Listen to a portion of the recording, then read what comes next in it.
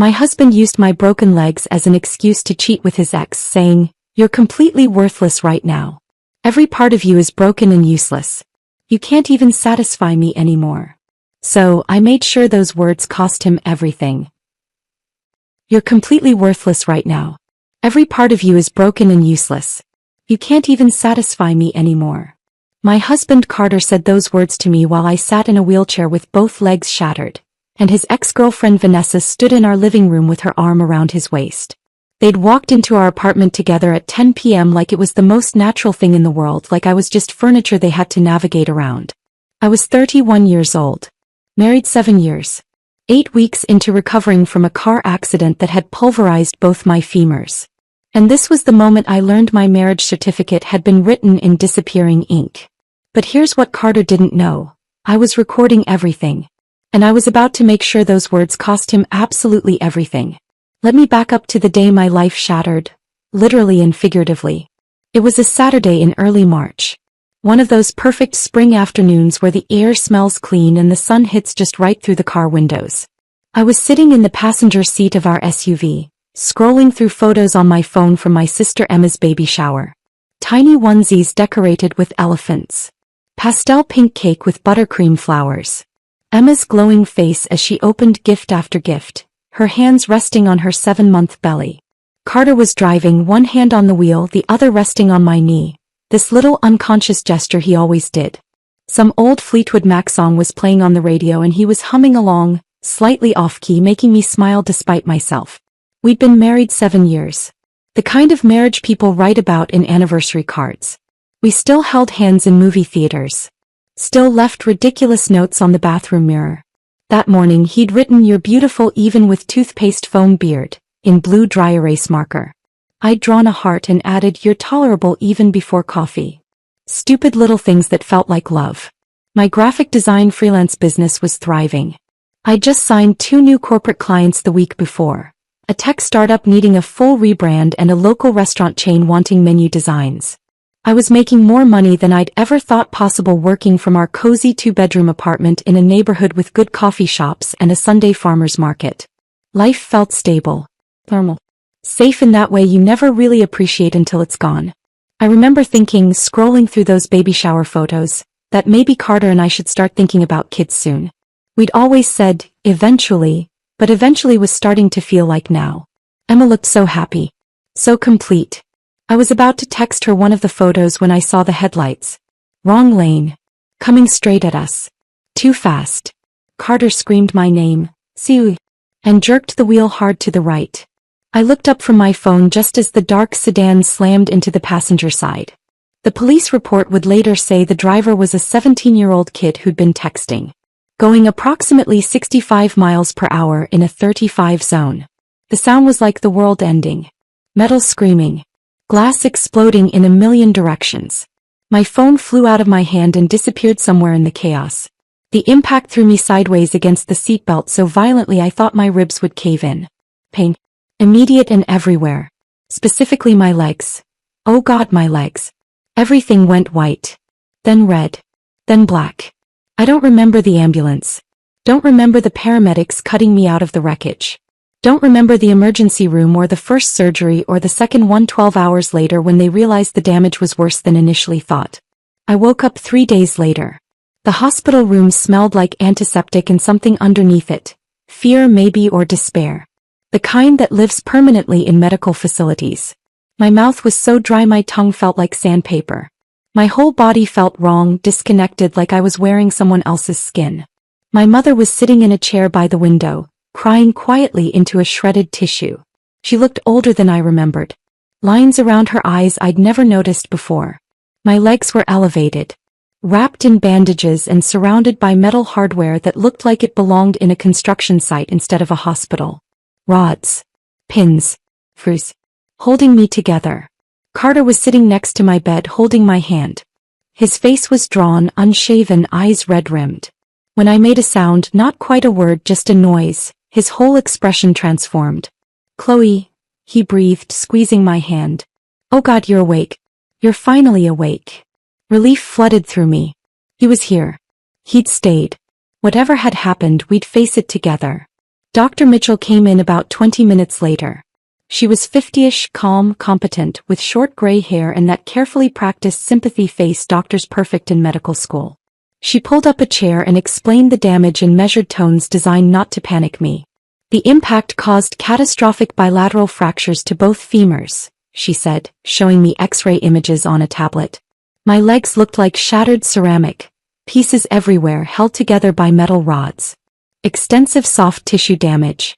Significant nerve involvement. We've stabilized the fractures with intramedullary rods and plates, but you're looking at 6 to 8 months of recovery. Possibly longer. How much longer?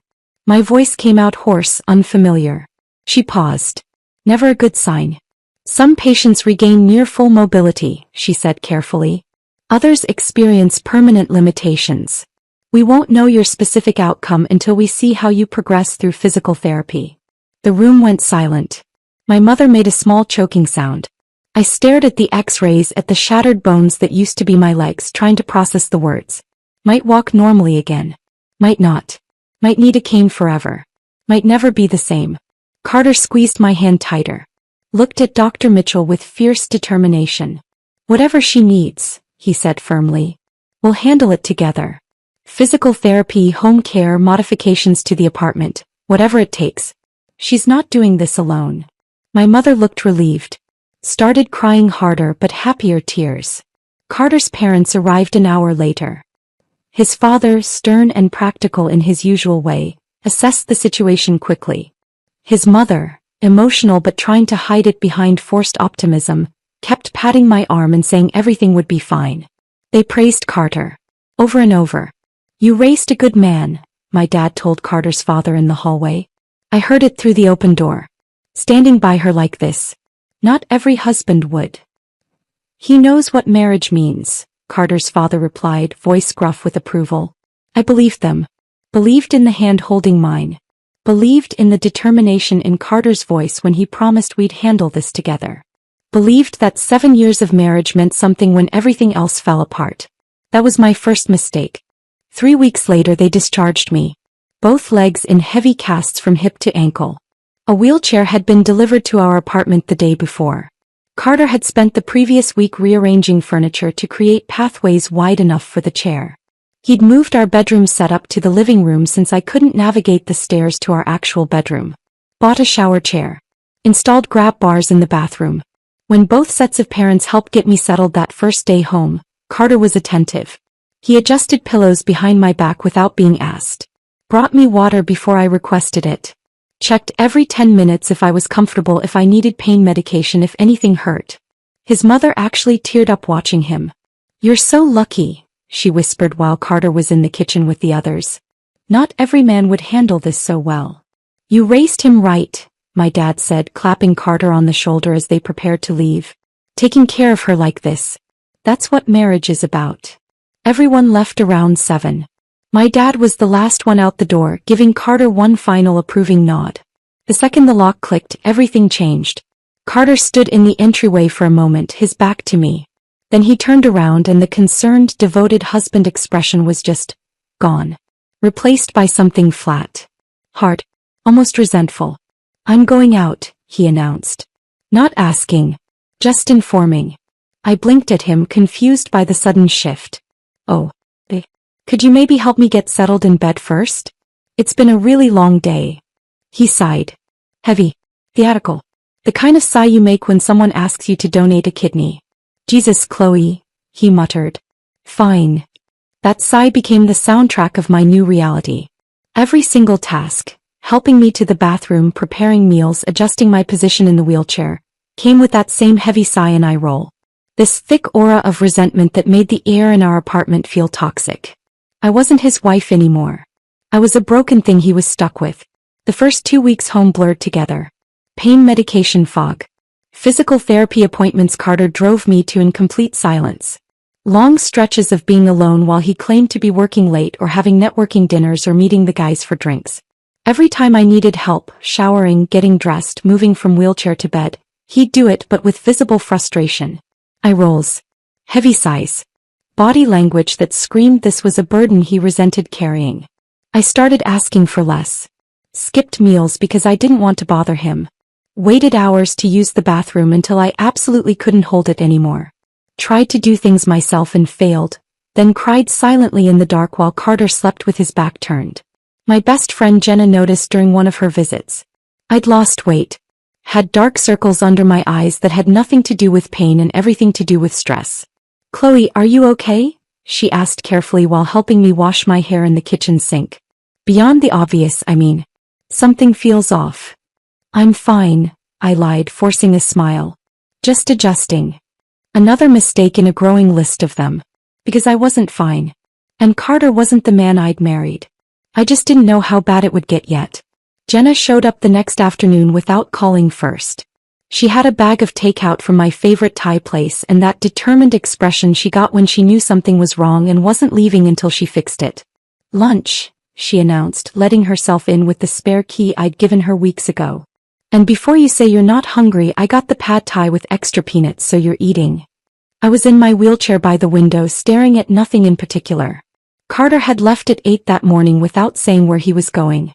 It was now past 1 and I hadn't heard from him.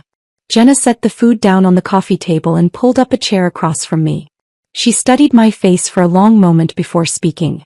"When's the last time Carter actually helped you with anything?" The question caught me off guard.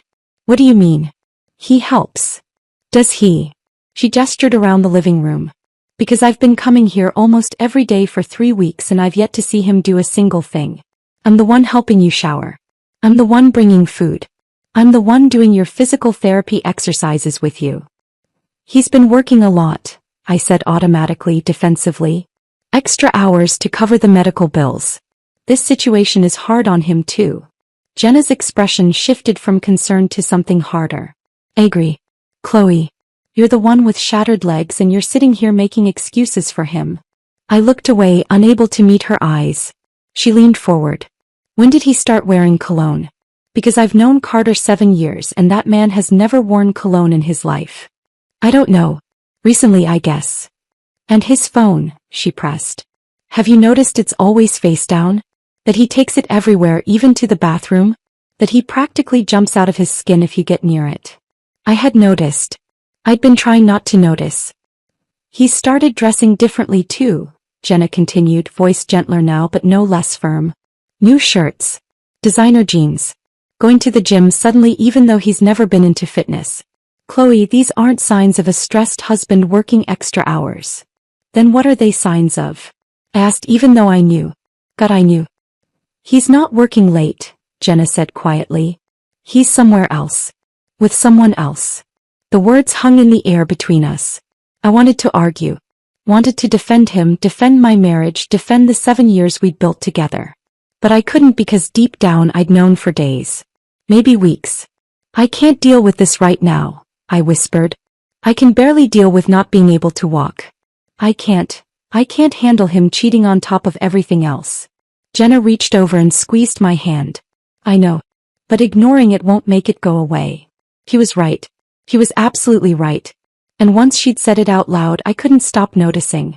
Carter's phone became the most obvious tell. It was surgically attached to his hand now. He took it to the bathroom, slept with it on his nightstand face down, practically had a panic attack if I asked to see a photo or check the time on it. New clothes kept appearing in his closet. Shirts I'd never seen him buy.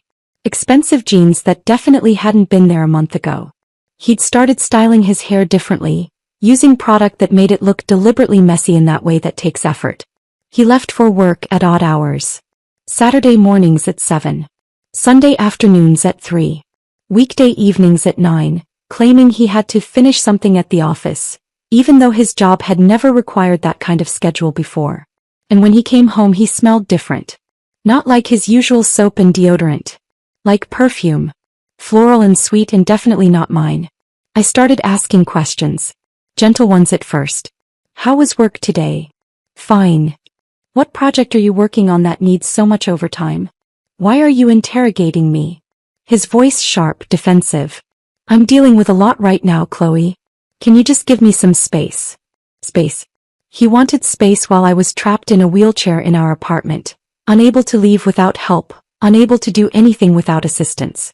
One night, about 5 weeks into my home recovery, I heard him on the phone in our bedroom. The door was closed but not completely. I could hear his voice through the gap. Low and intimate. Laughing in a way he hadn't laughed with me in weeks. That free, unguarded laugh that used to be reserved for inside jokes between us. When he came out 20 minutes later, I asked as casually as I could manage, "Who were you talking to?" "Just Derek from work," he said without missing a beat. "You wouldn't understand. It's technical stuff." Derek. His college friend who worked in a completely different field. Who I'd met a dozen times and who definitely didn't inspire that kind of laughter. "Right," I said. "Technical stuff." He looked at me, then really looked at me, and I saw something flicker in his expression. Guilt maybe. Or annoyance that I was questioning him. "I'm going to bed," he announced, even though it was only 8:30. I sat in the living room alone, the apartment dark except for the glow of my laptop screen. I understood perfectly. I just wasn't ready to face it yet, because facing it meant admitting I was trapped. Physically unable to leave, financially dependent since my freelance income had dropped to almost nothing, emotionally shattered. What was I supposed to do? Will myself out the door and into a new life? The truth was I was stuck. And he knew it. 8 weeks after the accident, everything exploded into the open. It was a Saturday night. Carter had been gone all day, left at 10 in the morning claiming he had to finish a project at the office even though it was the weekend. I was in the living room working on a logo design for one of my few remaining clients, trying to maintain some semblance of income and normalcy. The work helped. Gave me something to focus on besides the pain and the wheelchair and the marriage crumbling around me. It was almost 10 when I heard his key in the lock. Then voices. Plural. My stomach dropped. The door opened and Carter walked in with a woman. She had her arm looped through his, both of them clearly buzzed, laughing about something. She was tall, blonde, pretty in that effortless way some women are. Wearing a dress that was too nice for a casual Saturday. They stopped when they saw me sitting there in my wheelchair in the dim living room light, laptop balanced on my thighs. Carter's expression wasn't guilt. Wasn't surprise. It was irritation, like I was a piece of furniture in the wrong place, disrupting his plans. "Oh," he said, tone flat. "You're still awake." "Still awake in my own living room," I said slowly, voice eerily calm despite my heart hammering. "Interesting observation. Who's this?" The woman smiled. Not friendly. Condescending. Pitying in a way that made my skin crawl. "I'm Vanessa," she said, voice smooth and confident. "Carter and I are old friends. Catching up." Vanessa. I knew that name. His ex-girlfriend from college. The one he dated for 2 years before we met. The one he claimed to have zero contact with. "Old friends," I repeated, looking at their linked arms. "Is that what we're calling it?" Carter had the audacity to look annoyed. "Chloe. Don't start. Don't start." My voice went up an octave. "You brought your ex-girlfriend into our apartment at 10 p.m. without telling me, and I'm not supposed to react?" Vanessa's smile widened. She was enjoying this. "Carter mentioned you were going through a difficult time," she said, that same condescending tone. "I just wanted to offer support." Support. I turned my wheelchair slightly to face them both fully. How thoughtful. "Carter, can I talk to you? Alone?" He looked at Vanessa, then back at me, and said the words that confirmed everything I'd been afraid to acknowledge. "Anything you want to say, you can say in front of her." The room went very quiet. The laptop fan hummed. Outside, someone's car alarm went off briefly, then stopped. "Get out," I said to Vanessa, voice shaking with fury I could barely contain. She looked at Carter. He shrugged. "You don't own this place alone, Chloe," he said. "I have just as much right to invite people over. Not your ex-girlfriend while your wife is sitting here in a wheelchair." Vanessa's expression shifted to something uglier. She stepped forward, emboldened by Carter's support. "Maybe if you weren't so focused on yourself," she said, voice dripping with false sympathy, "Carter wouldn't need outside companionship." The room went silent. Even Carter looked uncomfortable for a split second. "What did you just say?" I whispered. Carter stepped forward. And then he said the words I would replay in my head 1,000 times. The words that ended our marriage completely and irreversibly. "She's not wrong, Chloe. You're completely worthless right now. Every part of you is broken and useless. You can't work properly, can't take care of yourself, can't even satisfy me anymore. What am I supposed to do? Just wait around hoping you eventually become functional again?" Vanessa actually giggled. Slipped her arm around his waist possessively. He needs someone who can actually be a partner, she said. I stared at them both. At Carter, who'd promised in sickness and in health 7 years ago in front of 150 people. At Vanessa, who'd clearly been circling back into his life the second I became vulnerable. And something inside me went cold.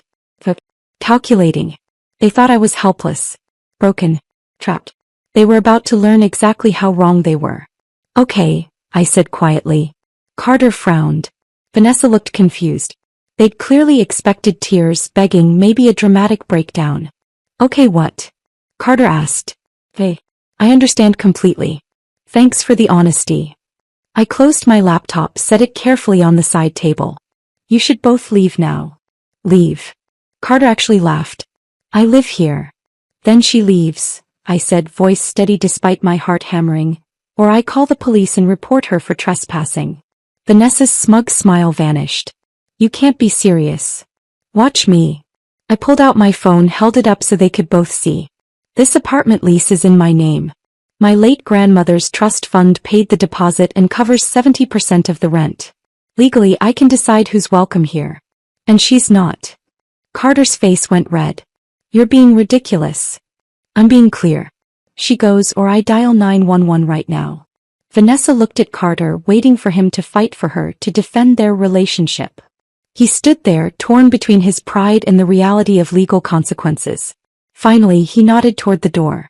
This is temporary, Vanessa hissed at me as she grabbed her purse. He's already done with you. The door slammed behind her. Carter stood in the entryway, arms crossed, glaring at me like I'd committed some unforgivable offense. Happy now? He asked. Not even remotely, I said. But we'll talk about this tomorrow when you're sober. He went to the bedroom. Slammed that door too. Within seconds I heard his voice. Low, angry, probably calling Vanessa to complain about his unreasonable wife. I sat in the dark living room, hands shaking, adrenaline making my whole body vibrate. And then I made a decision. Not an emotional one. A strategic one. I picked up my phone and texted Jenna. I'll need your help with something. Can you come over tomorrow morning? Her response came in seconds. What happened? Everything. I'll explain tomorrow. It's important. I'll be there at 9. Then I scrolled through my contacts and found Richard Pemberton, the attorney who'd handled my grandmother's estate 2 years ago. Left a voicemail asking for an urgent consultation about divorce options. Called my bank's 24-hour customer service line. Explained I needed to discuss separating finances from my husband. The representative said they could send a mobile banker to my apartment given my current disability. By 2 in the morning, sitting alone in that wheelchair in the apartment my inheritance funded, I felt something shift inside me. Not heartbreak. That would come in waves later, catching me off guard at random moments. This was colder. Clearer. Sharper. Carter had shown me exactly who he was when I needed him most. Now I'd show him what happened when you underestimated a woman you'd broken. I wouldn't cry. Wouldn't beg. Wouldn't give him the satisfaction of seeing me destroyed. I would document. Plan. Execute. Jenna arrived at 9 sharp the next morning. Carter had already left. No note, no explanation, just gone before I woke up. She came in carrying coffee and that determined expression I'd seen a handful of times over the years. The expression that meant she was ready to go to war for someone she loved. Tell me everything, she said, sitting across from me. I did. Every word Carter had said. Every detail about Vanessa. The arm around his waist. The condescending smile. The way he told me I was worthless while she stood there giggling. Jenna's face went from concerned to furious to something colder. More determined. Okay, she said when I finished. What do you need? I had a list. I'd been working on it since 2 that morning. Security cameras, I said. I need them installed today. Living room, entrance, kitchen. Nothing in bedrooms, just common areas. Because he's going to bring her back here, and when he does, I want video evidence. Jenna nodded, already pulling out her phone. My brother Marcus does home security. Let me call him right now. Also, I continued, I need help moving my important documents. Birth certificate, marriage license, financial records, my grandmother's trust documents. Everything. I want them somewhere Carter can't access them. My place works. What else? I need to understand my legal options. The attorney is supposed to call back this afternoon. Good. What about money? Bank sending someone over. I need to protect my inheritance, separate my accounts. Jenna looked at me with something like pride. You've been busy. I had a lot of time to think last night. We spent the next 3 hours organizing. Jenna went through my file cabinet, pulling documents and packing them carefully into a bag she'd brought. Birth certificate. Marriage license. I felt a pang looking at that one, remembering the day 7 years ago when I'd actually believed those vows meant something. Financial records. My grandmother's trust paperwork showing the inheritance that had paid for most of our life together. Marcus showed up around noon. He was Jenna's younger brother, mid-20s, with the same sharp eyes and no-nonsense attitude. He took one look at me in the wheelchair and didn't ask invasive questions, just got to work. Professional-grade equipment. Small, discreet cameras with excellent resolution. One tucked in the living room corner behind a plant. One positioned to cover the front door and entryway. One in the kitchen aimed at the common area.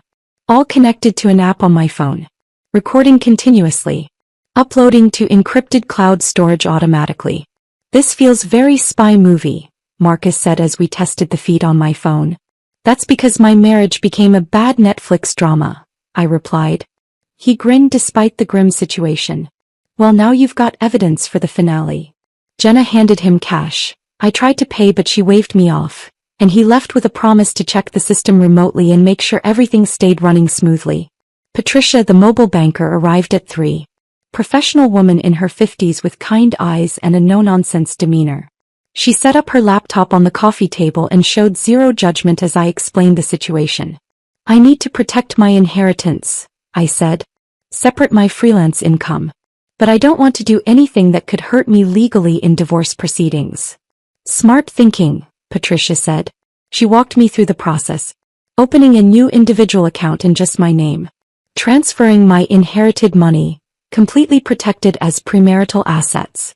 Moving my current freelance income. Leaving shared expenses accessible from the joint account to show I wasn't trying to financially destroy him, just protect myself. Protect yourself first, play fair second, Patricia said as she finished the paperwork. That's the order that keeps you safe in divorce. Richard, my attorney, called at 4. I gave him everything. The confrontation, Carter's exact words, Vanessa's presence, the camera system now recording everything, the financial separation I just completed. You're doing this exactly right, Richard said, approval clear in his voice. Document everything. Keep detailed records. Don't engage emotionally. Let him dig his own grave and then we bury him with evidence. How long does divorce take? I asked. Depends on how cooperative he is. But with what you're describing, verbal abuse, infidelity, you owning the apartment, I'd estimate 2 to 3 months if he doesn't fight. Longer if he does, but he won't win. When Carter came home that night at 8, I was in the living room. The camera's recording everything from 3 different angles. You eat? He asked, not looking at me. Yeah. Good.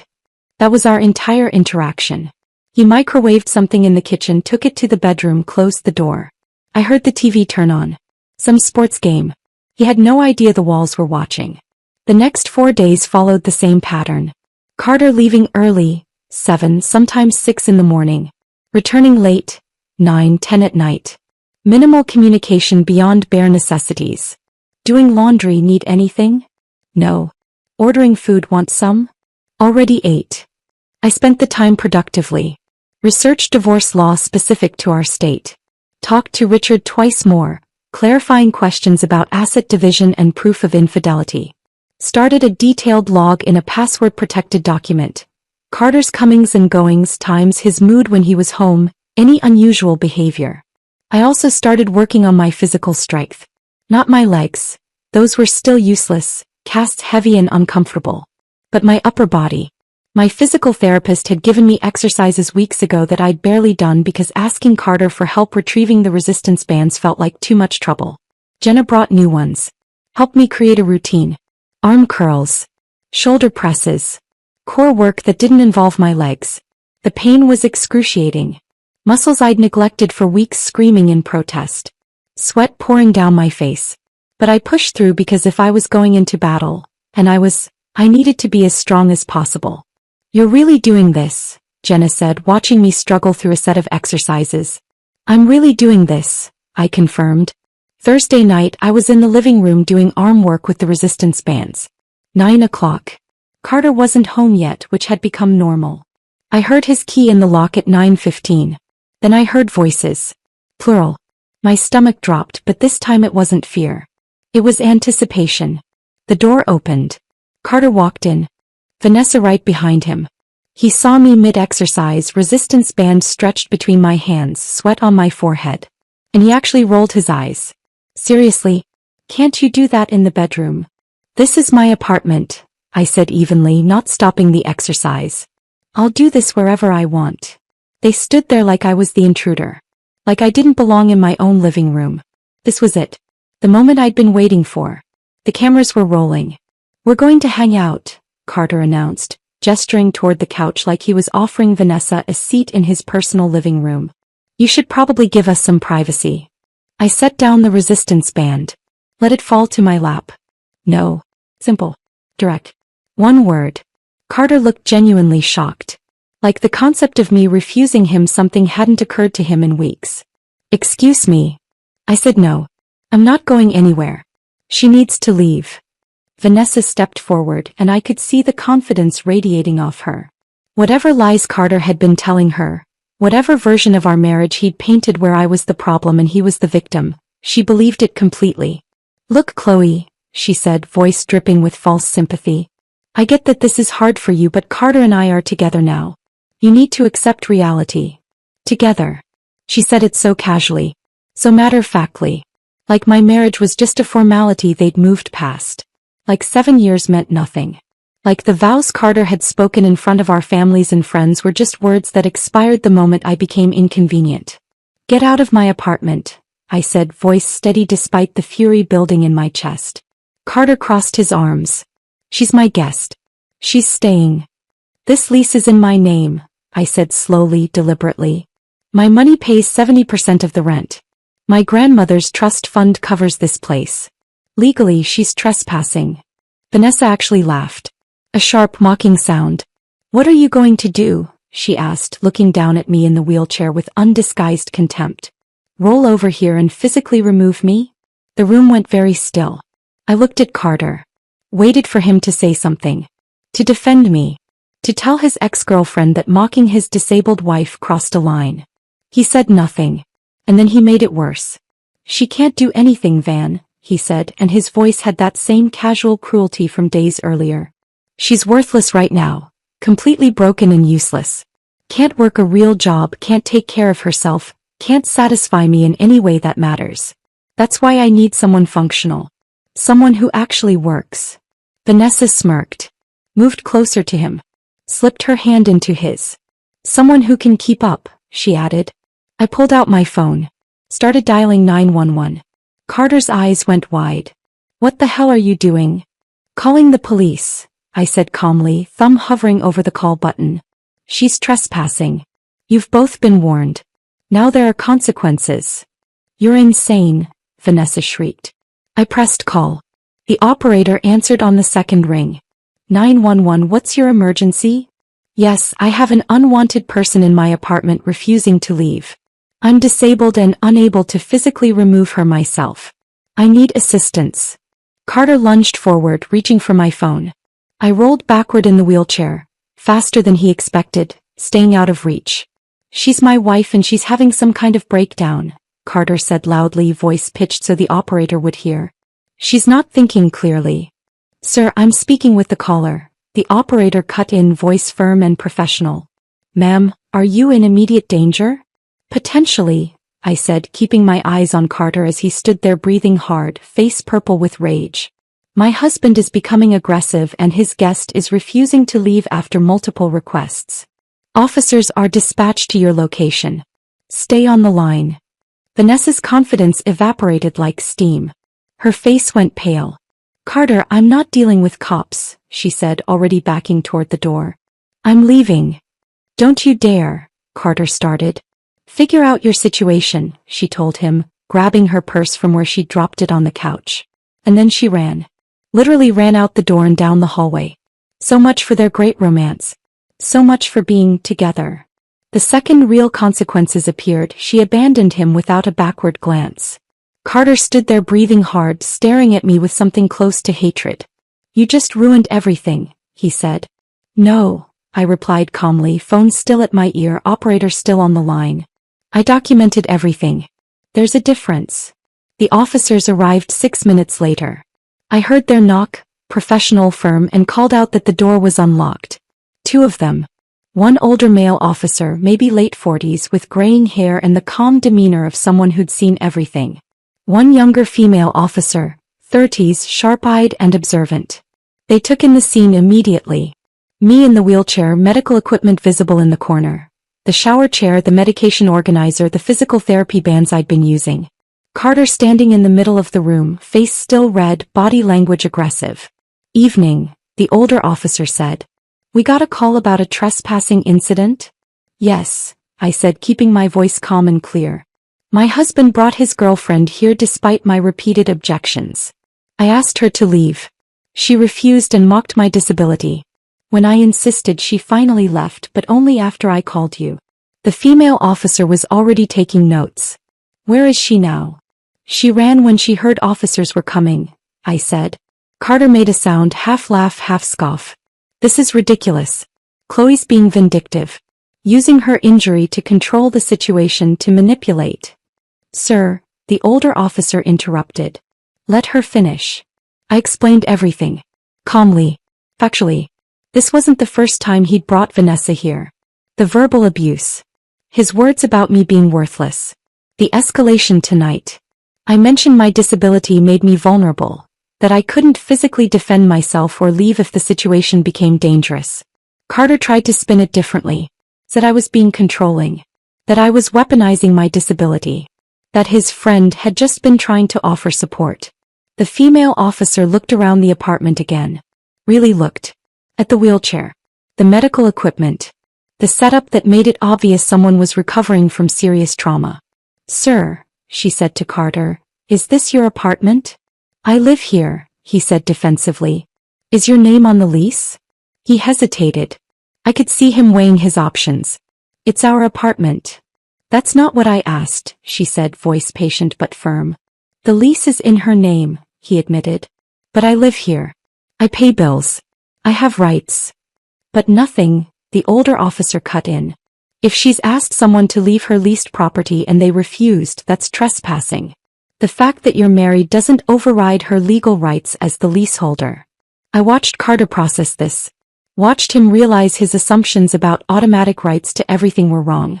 Am I being arrested? He asked, voice quieter now. Not tonight, the female officer said. But we're documenting this incident. Ma'am, do you feel safe with him here? I paused. Let the question hang in the air for several seconds. I'm not sure anymore, I said honestly. Tonight was escalating. I don't know what happens next time. That got written down in the report. The officers asked Carter to step outside. They talked to him on the building's front steps for 15 minutes. I could see them through the window. The older officer doing most of the talking, Carter's body language defensive at first, then gradually deflating. When they came back, the older officer handed me a card. We've advised your husband that any future incidents will result in arrest, he said. We've also given him information about finding alternate accommodation if the situation remains untenable. You should consider filing a formal complaint if this pattern continues. Thank you, I said. They left. Carter came back inside and went straight to the bedroom without looking at me. I heard drawers slamming. Things being shoved around. Hangers scraping against the closet rod. He emerged 20 minutes later with a duffel bag stuffed full. I'm staying at Derek's, he announced. Derek. His college friend who lived across town. This is temporary. We'll figure out the apartment situation with lawyers. Hey, I said. He stopped. Seemed surprised I wasn't crying or begging him to stay. That's it, he asked. Just okay? What else is there to say? You made your choices. Now you deal with the consequences. He stared at me for a long moment. Like he was looking at a stranger. Like the woman he'd married had been replaced by someone he didn't recognize. Which I suppose I had been. The woman he'd married wouldn't have called police. Wouldn't have fought back. Would have accepted his cruelty and tried to fix herself to meet his standards. But that woman died somewhere between his first resentful sigh and his declaration that I was worthless. That woman died when he brought his ex-girlfriend into our home and expected me to just accept it. You'll regret this, he finally said. I really won't, I replied. He left. I heard his footsteps in the hallway. Heard the elevator ding. Heard the building's front door close. I sat in the quiet apartment, surrounded by the life we'd built together, and felt nothing but relief. The pretending was finally over. I called Richard first thing the next morning. I'm ready to file, I said when he answered. Good. Can you come to my office today? I'll need a ride. My friend Jenna can bring me. Perfect. Let's say 11. Bring everything you've documented. Jenna picked me up at 10:30. Helped me into her car, folded the wheelchair and put it in the trunk with practiced efficiency. She'd done this dozens of times by now. You okay? She asked as we pulled out of the parking lot. I'm fine. Better than fine, actually. She glanced at me. You seem different. Calmer. I know exactly what I'm doing now, I said. That helps. Richard's office was downtown in a modest building that didn't try to impress with marble floors or expensive art. Just professional. Competent. Which was exactly what I needed. He met us in the lobby, shook my hand, led us back to a conference room where he'd already set up. Legal pads. Recording equipment. Show me what you have, he said. I did. Everything. The camera footage from that Thursday night. Carter and Vanessa walking in together, their body language intimate and familiar. The audio of Carter calling me worthless, broken, useless. Vanessa's mocking laughter. The entire confrontation captured in high-definition video from 3 angles. The police report from that night. Professional. Documenting Carter's aggressive behavior, Vanessa's presence. My statement about feeling unsafe. Financial records showing my grandmother's trust fund had paid for 70% of our rent for the past 5 years. The lease with only my name on it. Bank statements showing my freelance income had supported most of our lifestyle. Richard watched the videos twice. Read through the police report carefully. Examined the financial documents with the attention to detail that made him good at his job. This is unusually well documented, he finally said, looking up at me with something like professional admiration. Your husband essentially gave us everything we need to destroy any claim he might make. So we can file today? We can file today, he confirmed. We spent the next 2 hours going through the petition. Grounds for divorce. Irreconcilable differences, though Richard noted we could add adultery if Carter contested anything. Division of assets. Apartment and trust fund were mine as premarital property. We'd split the minimal shared assets. Furniture, some savings, the small joint checking account. What about spousal support? I asked. Richard shook his head. He has no case. You have documented proof of verbal abuse and infidelity. Plus he was employed throughout your marriage and is employed now. Courts don't look kindly on someone who abandons their disabled spouse then demands money. Good. We filed that afternoon. Richard submitted everything electronically, then sent a courtesy copy to Carter's last known address, Derek's house across town. He'll be formally served in about 3 days, Richard said. Expect him to call. Don't answer. Let everything go to voicemail, then forward those messages to me. Understood. Carter got served 3 days later on Monday morning. I'd specifically asked Richard to have him served at his office during business hours. Maximum embarrassment. The call started 20 minutes later. First call, Chloe, what the hell? Divorce papers? We need to talk about this. I didn't answer. Let it go to voicemail. Second call, you can't just throw away 7 years.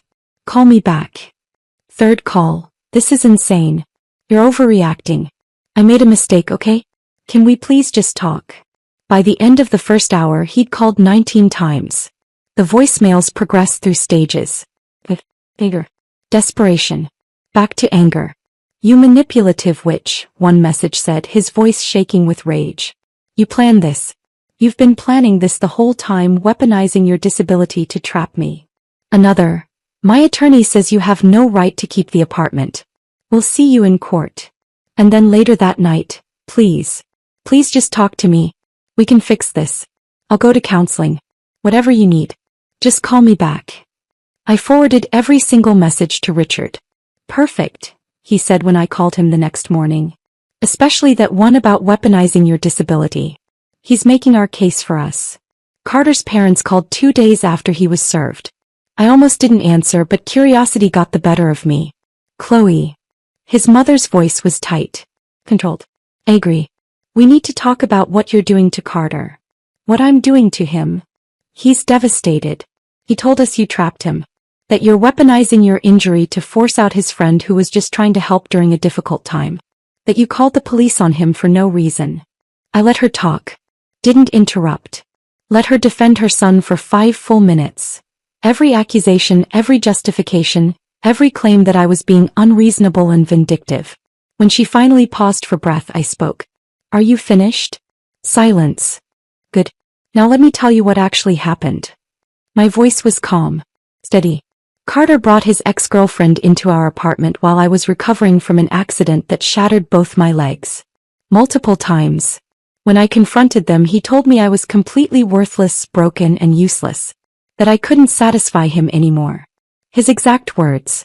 I have video evidence of this, by the way. The police were called because his girlfriend was trespassing in my apartment after I asked her to leave and she refused. Would you like me to send you the footage? Or the police report? Or the recording of your son calling me a manipulative witch in a voicemail? The silence on the other end was absolute. We didn't know any of this, his mother finally whispered. How you do, I said. Your son didn't leave because I'm difficult. He left because I refused to let him disrespect me in my own home while I'm learning to walk again. He left because I wouldn't just accept him cheating on me while I was disabled. That's what happened. Not the story he told you. She made a small sound. Maybe a sob. Maybe just shock. I have to go, she said. The call disconnected. They never called back. Later, through a mutual friend who knew Carter's cousin, I heard they'd stopped giving Carter money. That his father had told him he was deeply disappointed. That his mother had asked for the camera footage and watched it, then apparently cried for an hour. Good. The mediation happened 6 weeks into the divorce process. Required by the court before we could go to trial, though Richard was confident we wouldn't need trial. We met in a neutral office downtown. The mediator was a woman in her 60s named Margaret Flores. No-nonsense, experienced, the kind of person who'd heard every excuse and seen every tactic. Carter showed up with his attorney. Not the fancy one he'd mentioned hiring back when we were still married. This one was younger, looked harried, kept checking his watch like he had somewhere else to be. Money was clearly tight for Carter. His attorney made the opening argument. Carter deserved half the apartment's value because they'd been married 7 years. Community property. Marital assets. Richard didn't even stand up. Just handed Margaret a folder. The apartment lease is in my client's name exclusively, he said. Funded entirely by her premarital inheritance from her grandmother. Not a single dollar of marital income went toward that apartment. It's separate property under state law. Margaret reviewed the documents. Looked at Carter's attorney. He's correct. Next claim. Carter's attorney tried again. Spousal support. Carter had supported her emotionally through her recovery from the accident. He deserved compensation for the caregiving duties he'd performed. Richard pulled out his laptop. Set it up where everyone could see the screen. I'd like to enter into evidence video footage from my client's apartment security system, he said. He played the video from that Thursday night. Carter and Vanessa walking in together. The confrontation. Carter's words, "You're completely worthless right now. Every part of you is broken and useless. You can't work properly, can't take care of yourself, can't even satisfy me anymore." Margaret's expression went cold. "Mr. Bennett," she said, looking directly at Carter. "That is not support. That's abandonment and verbal abuse." Carter's face went purple. "That's taken out of context." "The context," Richard interrupted smoothly, "is that he said these things to his disabled wife while his ex-girlfriend stood in their apartment." Carter's attorney tried one more time. The police report was exaggerated. His client had been unfairly portrayed. Richard had the officer's body cam footage. Margaret watched 30 seconds, then held up her hand. "I've seen enough. Here's my recommendation. Mr. Bennett receives his personal vehicle, his personal belongings, and half of the couple's shared checking account balance, which I see is approximately $6,000. Mrs. Bennett retains the apartment, her inheritance, and all premarital assets. No spousal support. No claim to separate property. Both parties responsible for their own legal fees. That's not fair, Carter started. That's generous, Mr. Bennett, Margaret cut in. Given what I've seen today, you're lucky your wife isn't pursuing additional damages for emotional distress. The mediation was over in 47 minutes. Carter got his car, his clothes, his personal belongings. $3,000 from our checking account. Zero claim to my apartment. Zero claim to my trust fund. Zero spousal support. His attorney advised him to sign. He signed. The divorce was finalized in 9 weeks total. Record speed, Richard said. Most divorces took 6 months minimum. But most divorces didn't have this much documentation. This much clear evidence of fault. I expected to feel something when Richard called to tell me the final papers had been filed. Sadness. Relief. Maybe anger. Instead I felt light. Like I'd been carrying a weight so long I'd forgotten it was there, and now suddenly it was gone. How do you feel? Jenna asked when I told her. She'd driven me to get coffee. Real coffee this time, not decaf, because I was finally off the heavy pain medications. I thought about it while I sipped my latte. Free, I finally said. Damaged but free. She squeezed my hand across the table. You're not damaged. You're recovering. There's a difference. That distinction mattered more than she knew. Carter had tried to convince me my injury made me worthless. That being disabled meant I deserved to be abandoned, cheated on, discarded. The divorce proved something different. Proved I was worth fighting for, worth my own fight. That night, alone in my apartment that was finally, legally, solely mine, I slept better than I had in months. The morning after the divorce finalized, I woke up early and called Dr. Mitchell's office. I want to accelerate my physical therapy, I told the receptionist. Whatever it takes. I'm ready to push harder. She scheduled me for an evaluation that afternoon. Dr. Mitchell examined my legs carefully, comparing new x-rays to the ones from 2 months prior. She studied the images for a long time, her expression thoughtful. The bone healing is progressing better than expected, she finally said. Nerve function appears to be returning faster than we initially projected. I think we can start attempting partial weight-bearing exercises. When? I'll have Marco start with you tomorrow if you're ready. But Chloe, I need you to understand, this is going to be extremely painful. We're asking bones and nerves that have been traumatized to start functioning again. Some patients find it overwhelming. I'm ready, I said. I wasn't ready. Nothing could have prepared me for that first session with Marco the next day. He was my physical therapist, late 30s, former college athlete, the kind of person whose enthusiasm was usually infectious. He'd been working with me since I came home from the hospital, but mostly on upper body strength and flexibility exercises. This was different. He led me to the parallel bars, 2 waist-high metal rails about 3 feet apart. They looked innocuous, like something from an elementary school playground. We're just going to try standing today, Marco said. I'll be right here. You'll hold the bars. We'll see how much weight your legs can bear. He helped me transfer from the wheelchair to a position between the bars. My hands gripped the cold metal. My legs, still weak, still foreign, hung uselessly beneath me. Okay, Marco said. On 3, try to push yourself up. I've got you. 1, 2, 3. I pushed. The pain was instant and absolutely breathtaking. Not pain like a cut or a bruise. Pain like someone had driven railroad spikes through both femurs and then set the nerves on fire. Pain that made my vision go white around the edges. I made a sound, not quite a scream, more like a choked gasp. You're up, Marco said, voice urgent and encouraging. You're standing, Chloe. You're doing it. I was shaking so violently the parallel bars rattled. My legs felt like they belonged to someone else. Like they might collapse at any second. The room tilted. My stomach lurched. I'm going to be sick, I managed. That's normal. Breathe. Just breathe. You're doing amazing. I lasted maybe 15 seconds before my legs gave out and Marco caught me, easing me back into the wheelchair. I was crying. Couldn't help it. The pain was still reverberating through my body like aftershocks. Marco crouched down to eye level. That was incredible. 15 seconds on your first try? Most patients can barely manage 5. It felt like dying, I said through tears. I know. But you did it. And tomorrow we'll try for 20 seconds. He looked concerned, probably thought I'd refuse to come back. That I'd decide it was too much. We can stop, he said gently. This is huge progress already. We don't have to push. I looked at him through tears I refused to let keep falling. Keep going, I said. Tomorrow. 20 seconds. I'll be here. We worked 5 days a week after that. 2 hours per session. Marco pushed me hard but never past what my body could handle. Standing exercises. Weight shifting. Tiny movements that felt monumental. Progress was agonizingly slow. Measurable in seconds. Week 1. 45 seconds standing before my legs gave out. Week 2. A full minute then 90 seconds. Week 3. 3 minutes with minimal trembling. Carter didn't know about any of this. We had zero contact.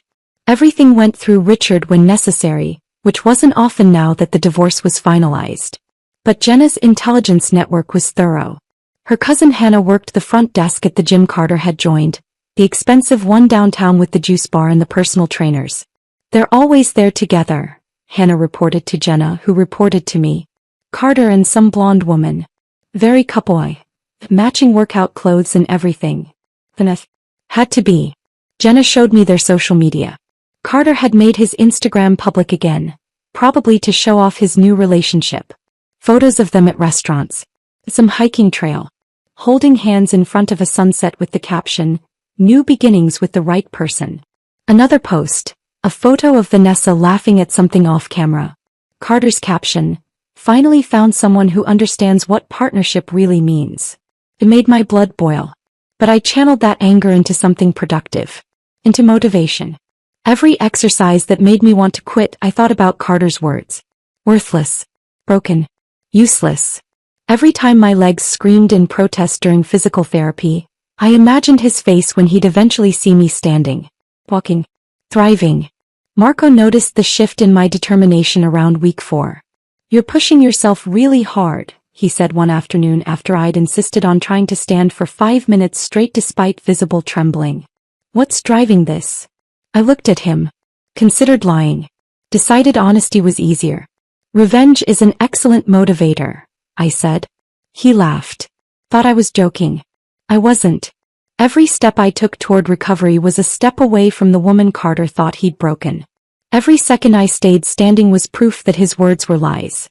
4.5 months after the accident, 2 months after the divorce finalized, I took my first steps. We'd been building toward it for weeks. Standing exercises had progressed to weight shifting. Weight shifting to lifting one foot slightly off the ground while holding the parallel bars. Then the other foot. Marco brought in a walker that morning. Standard aluminum frame with tennis balls on the back legs. "Today we try walking," he announced. My stomach dropped with nervousness and anticipation. He positioned the walker in front of me while I stood gripping the parallel bars. My legs were trembling but holding. "Transfer your hands to the walker. I'll be right behind you. If you start to fall, I've got you." I moved my hands. Gripped the walker. It felt less stable than the bars. "Now," Marco said, "slide your right foot forward. Just a few inches." I did. The movement was awkward, painful, but my foot moved. Good. Now left foot. I slid my left foot forward. "That's one step." He just took one step. "Do it again." Right foot. Left foot. 3 steps total before my legs started shaking too badly to continue. I collapsed into the wheelchair Marco had positioned nearby, gasping and crying and laughing all at once. "That's exceptional progress, Chloe," Marco said, grinning like a proud parent. "Most patients at your stage are still just standing. You're walking." "I'm spite walking," I corrected through tears. "There's a difference." He didn't understand. But Jenna did when I called her immediately after the session. 3 steps, I said as soon as she answered. "Oh my God, Chloe." With a walker. Marco spotting me. But I walked. "That's amazing. Does Carter know?" "Not a clue," I said. "And he's not going to know until I'm ready." That felt like power. The kind Carter had taken from me when he called me worthless. The kind I was taking back one painful step at a time. Over the next 3 months I graduated from walker to cane. It wasn't smooth. There were setbacks. Days when my legs wouldn't cooperate, when the pain was too much, when I cried from frustration. But I kept pushing. By month 7 post-accident, I could walk across my apartment independently with just the cane. Slow, careful steps, but independent. By month 8, I was walking to the corner coffee shop. 3 blocks from my apartment. Took me 20 minutes when it used to take 5, but I made it. Mrs. Kim, the owner who'd known me since I moved to the neighborhood, actually teared up when she saw me walk through the door. "Chloe," she breathed. "You're walking." I didn't think. She stopped herself. "I'm so happy to see you on your feet." "Neither did my ex-husband," I said, accepting the latte she made without me having to order. She didn't ask what I meant, but her expression said she understood. I started taking short walks every evening. Around the block at first. Then 2 blocks. Then 3. Building strength and stamina gradually. Each walk felt like a small rebellion against everything Carter had tried to make me believe about myself. That I was broken. That I was worthless. That I would never be whole again. Every step proved him wrong. 4 months after the divorce finalized, 8 months after the accident, I was home with Jenna on a Saturday afternoon when my phone buzzed. Security camera alert. Motion detected at front door. I picked up my phone and opened the app. The camera feed showed someone standing in my hallway facing my door. Carter. My stomach dropped. He looked rough. Unshaven, at least 3 or 4 days of stubble darkening his jaw. Wrinkled button-down shirt that looked slept in. Dark circles under his eyes suggesting he wasn't sleeping well. He'd lost weight. His face looked gaunt, hollow. He was holding a shopping bag. I recognized the logo, the specialty coffee shop downtown where I used to buy beans before the accident. "That him?" Jenna asked, looking over my shoulder at the screen. I nodded, unable to speak for a moment. "Want me to get it?" She was already standing, protective instinct fully activated. "Nah," I said, setting the phone down and reaching for my cane. "I got this." I stood up. Still needed the cane for balance, but I was standing under my own power. Walking across my living room toward the door. Jenna positioned herself several feet behind me. But I opened the door wide. Left it open. Wanted witnesses to whatever was about to happen. Carter's jaw literally dropped when he saw me standing there. "Chloe," he breathed, eyes going wide. You're walking." "Observant as ever," I said, voice flat and cold. "What do you want?" He tried to smile. The expression looked wrong on his face, like he'd forgotten how. Like his facial muscles couldn't quite remember the movement. He held up the bag. "I brought you something. Your favorite coffee beans. That Ethiopian blend you love. Thought maybe we could talk." I stared at him. This man who'd cheated on me while I was disabled. Who'd told me I was completely worthless and broken. Who'd brought his girlfriend into our home while I recovered from a life-altering accident that wasn't my fault. Who'd abandoned me when I needed him most. And now that he'd apparently seen me walking somewhere around town, the grocery store maybe, or the coffee shop, he showed up with coffee beans like that would somehow undo months of betrayal and cruelty. "Let me understand this," I said slowly, deliberately. "You saw me walking and that's when you decided to reach out?" "It's not like that." He scrambled for words, shifting his weight from foot to foot. I've been thinking about us. About everything. For months now." "Really?" "Yeah. Really." He took a breath. "Vanessa and it didn't work out. She was just using me for money and status. You were right about her all along." "Cool story," I said. "I'm serious, Chloe." He stepped closer to the doorway. Not inside, he wasn't that stupid, but closer. "I made mistakes. Huge mistakes. I was scared and overwhelmed when you got hurt. I didn't know how to handle it. I handled it terribly. But we had 7 good years before this. That has to count for something." I leaned on my cane. Jenna stood silent behind me, arms crossed, expression hard. "You want to know what those 7 years are worth?" I said. "About the same as those coffee beans.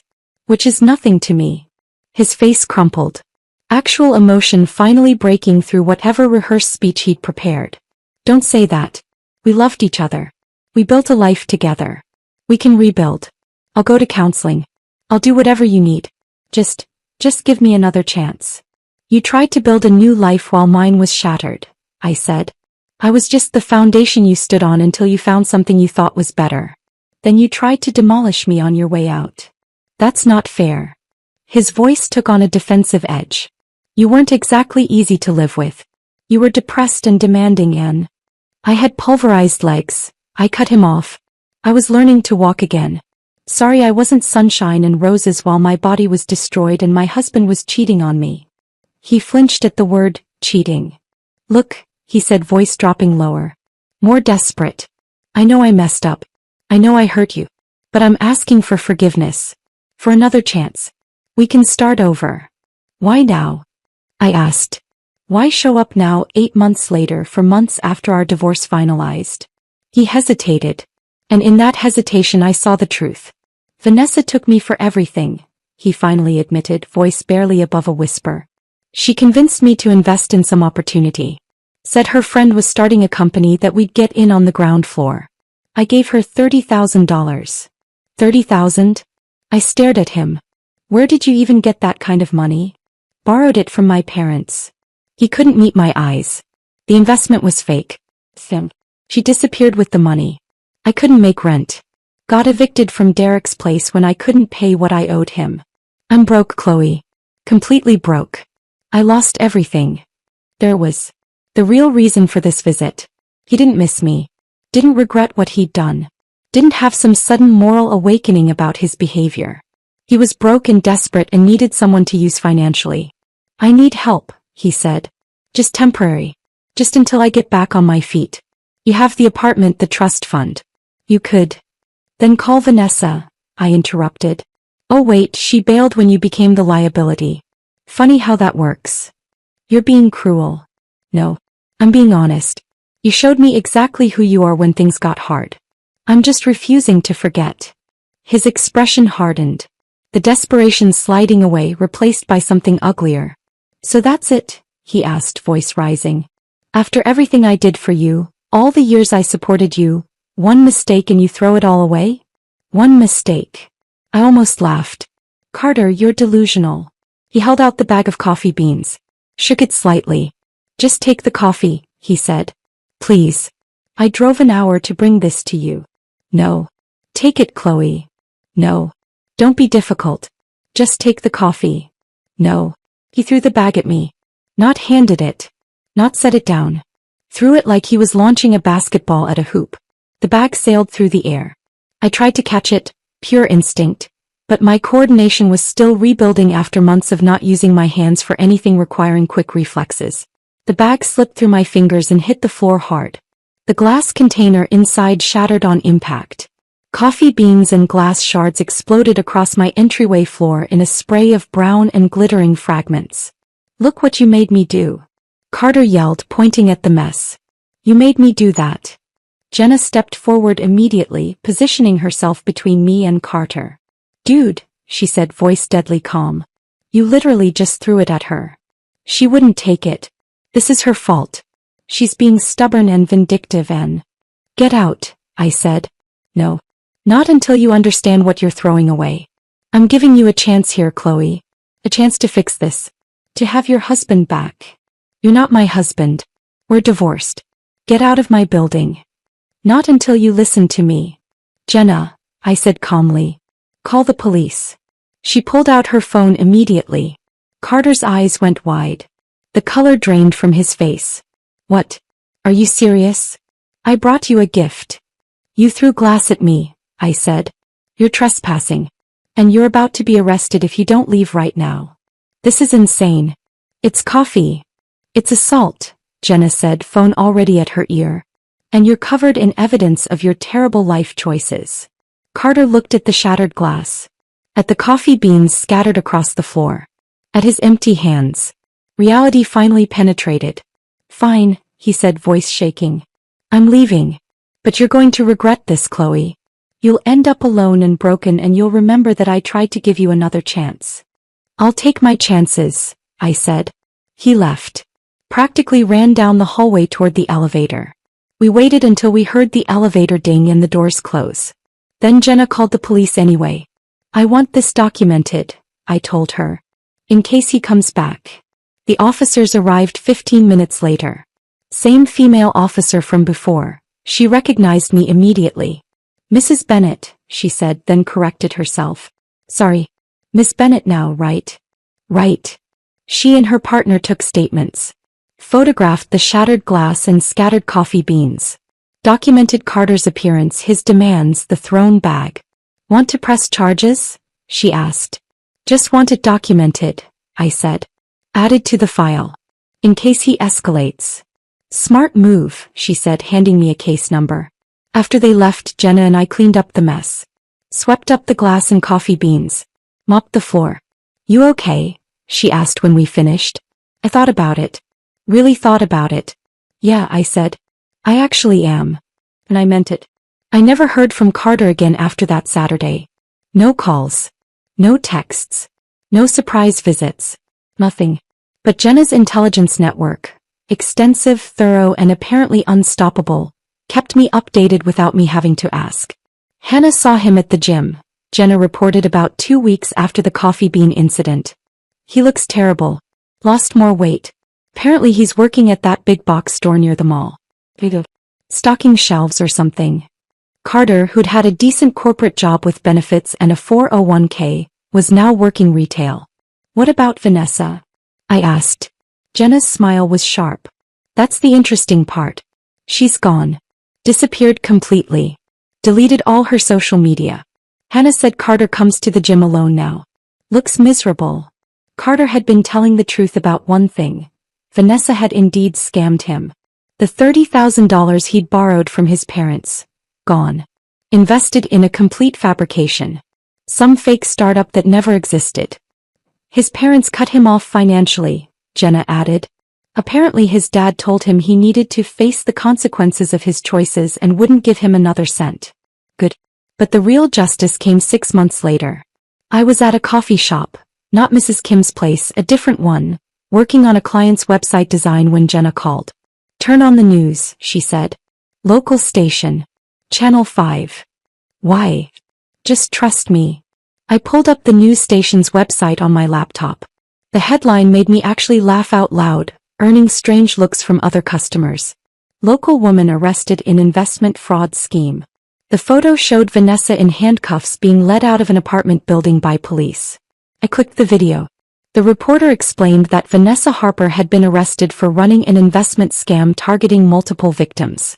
She'd convinced at least 4 men, for that they knew about, to invest in a fake business opportunity, then disappeared with their money. Total amount stolen, over $100,000. The charges: felony fraud, grand theft, criminal impersonation. The reporter mentioned that the district attorney's office wasn't interested in plea deals due to the number of victims and the sophistication of the scheme. Karma worked overtime on that one, Jenna said when I called her back. How long do you think she'll get? My cousin who works in the DA's office says 18 months minimum. Maybe more depending on the judge. Plus she's facing civil lawsuits from all the victims. I thought about Carter, broke and working retail, realizing the woman he'd destroyed his marriage for had been using him the entire time. It should have felt better than it did. More satisfying. That I just felt tired. And grateful I'd gotten out when I did. I kept walking. Every day. Pushing myself a little further. By month 10 post-accident, I graduated from cane to walking independently. It wasn't perfect, I still limped when I was tired, still had days when my legs ached deep in the bones. But I could move through the world under my own power. My freelance graphic design business had actually grown during my recovery. Turns out when you're working from bed with nothing else to do, you respond to emails faster, you put everything you have into the projects you can control, you deliver work ahead of schedule. I'd gained 8 new clients during the months I was recovering. By month 11, I was making more money than I'd made at any point during my marriage. But the real transformation came from somewhere unexpected. I was at a physical therapy appointment, still going twice a week for maintenance, when another patient asked me about my injury. She was maybe 50, recovering from a car accident similar to mine, recently separated from her husband. He left 2 weeks after I came home from the hospital, she said quietly. Said he couldn't handle it. I knew that story. Lived that story. Did you have an attorney? I asked. She shook her head. I didn't even think about it. I was just trying to survive. Something clicked in my mind. I went home and created a website that night. Simple. Clean. Professional. Disability rights and divorce consulting. Protecting yourself during medical crises. I wrote about my experience, anonymized but honest. The betrayal. The legal battles. The importance of documentation, financial protection, understanding your rights when you're most vulnerable. I offered free initial consultations. Within a week, I had 3 inquiries. Within a month, I had 12 clients. People recovering from accidents, illnesses, surgeries. People whose partners had abandoned them or cheated or become abusive when they became disabled. People who needed someone who understood both the legal realities and the emotional devastation. I turned my nightmare into advocacy. By the end of the first year, I'd helped 23 people protect themselves legally during vulnerable medical situations. Walked them through filing for divorce, protecting assets, documenting abuse, understanding disability rights. It gave me purpose beyond my own revenge. Made the suffering mean something beyond just my own story. I started dating again after a year and a half. Hesitantly at first. Coffee dates where I was brutally honest upfront about my limitations, the limp that got worse when I was tired, the emotional scars that probably weren't completely healed. Most men were polite but clearly uncomfortable. The limp bothered them, or the story bothered them, or the idea of dating someone who'd been through trauma was too complicated. Then I met Daniel. I was speaking at a disability rights workshop downtown, talking about the intersection of medical crisis and divorce law, when I noticed him in the third row taking detailed notes. After my presentation, he approached me. "That was incredibly informative," he said. "I'm an attorney specializing in medical discrimination cases. I should know this stuff cold, but you provided perspectives I'd never considered." We talked for 3 hours after the workshop ended. About law and advocacy and the gaps in the system. About how people who became disabled during relationships were uniquely vulnerable. He asked if I wanted to get coffee sometime. On our second date, when I explained my scars, physical and emotional, he said something that shifted my entire perspective. "Scars aren't defects," he said, looking directly at me. "They're evidence you survived something that tried to destroy you. That's not weakness. That's power." I almost cried. We took things slowly. He never made me feel broken or insufficient. When I had bad pain days, and I still had them, probably always would, he'd bring dinner and we'd watch movies, and he never once made me feel like a burden. When I had good days, we'd take long walks, and he never complained about my pace or suggested we should move faster. 6 months into dating, he met Jenna. She interrogated him thoroughly. Asked about his intentions, his past relationships, his views on disability, his financial situation, basically everything except his blood type. "This one's different," she told me afterward. "Keep him." I intended to. I never bought Ethiopian coffee beans again. Couldn't even walk past them in the grocery store without feeling a visceral physical reaction. My stomach would clench, my hands would start shaking slightly. But that was okay. Some triggers you don't overcome. You just learn to navigate around them. I replaced that coffee with a different blend. Created new morning routines. Built a life that looked nothing like the one I'd had with Carter. Jenna asked me once, almost 2 years after the divorce, if I'd forgiven him. We were having lunch at her place. Her daughter was napping upstairs. She'd had the baby 8 months earlier, a beautiful girl named Sophie. "Have you forgiven Carter?" she asked, pouring tea. I thought about it carefully. Really considered the question instead of giving an automatic answer. "I don't think forgiveness is the point," I finally said. "He showed me who he really was when I was most vulnerable. I'm not going to forget that or pretend it didn't matter. But I'm also not going to let it define my entire life. He took 9 months from me. I'm not giving him more." She nodded, understanding without needing more explanation. The truth was simpler than forgiveness or revenge. Some stains don't wash out. You can scrub and bleach and try everything, but they remain.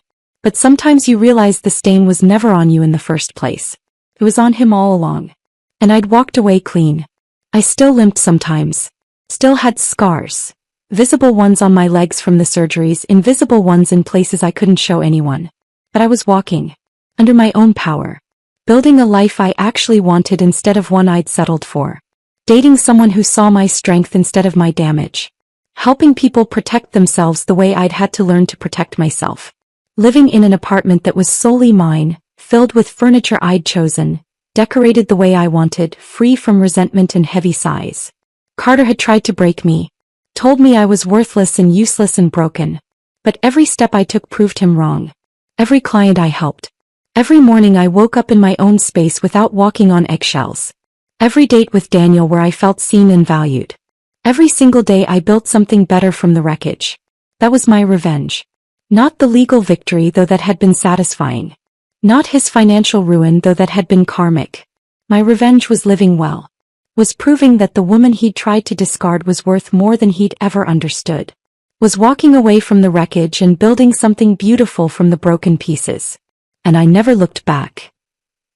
If this story of cold-blooded revenge had you hooked from start to finish, smash that like button right now.